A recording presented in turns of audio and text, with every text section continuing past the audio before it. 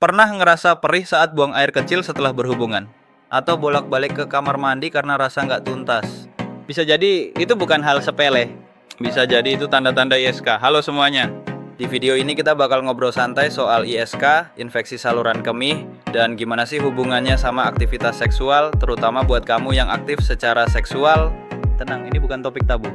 Justru penting banget buat kesehatan kamu. ISK itu infeksi yang menyerang bagian saluran kencing, bisa kandung kemih, uretra, bahkan ginjal. Umumnya disebabkan oleh bakteri Escherichia coli yang biasanya tinggal di usus, tapi bisa nyasar ke tempat yang enggak seharusnya. Nah, pas berhubungan seksual, bakteri bisa terdorong masuk ke uretra, apalagi kalau enggak bersih atau buru-buru. Itu sebabnya ISK sering terjadi setelah berhubungan. Oh iya, kamu yang sering kena penyakit infeksi saluran kemih dan bosan karena nggak sembuh-sembuh, langsung hubungi kami aja.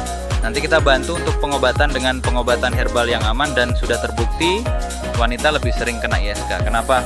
Karena uretra wanita itu lebih pendek dan letaknya dekat dengan anus. Jadi ya bakteri punya jalan tol buat nyusup masuk. Ditambah lagi saat hubungan intim, gesekan bisa bikin uretra iritasi. Dan kalau setelahnya nggak pipis, wah risiko naik. Gimana tahu kalau kamu kena ISK? Biasanya sih muncul rasa nyeri atau panas saat pipis anyang-anyangan alias pengen pipis terus tapi keluar cuman sedikit. Kadang juga ada darah di urin atau perut bagian bawah terasa nggak enak. Kalau udah sampai demam atau nyeri pinggang, bisa jadi infeksinya naik ke ginjal. Jangan disepelekan ya. Tapi tenang, bisa dicegah kok. Nih tipsnya, selalu pipis setelah berhubungan. Bersihkan organ intim dari depan ke belakang. Jangan pakai sabun wangi berlebihan, minum air putih yang cukup. Ganti pakaian dalam yang lembab. Kadang hal-hal sepele gini sering banget kita abaikan. Banyak yang nanya, ISK itu penyakit menular seksual ya? Jawabannya bukan. Tapi aktivitas seksual bisa jadi pemicunya.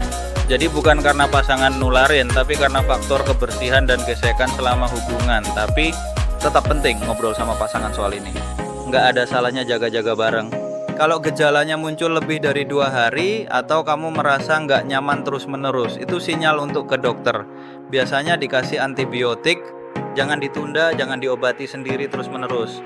Jadi ISK setelah berhubungan itu bukan mitos, bukan juga aib, tapi sesuatu yang bisa dicegah kalau kita tahu caranya.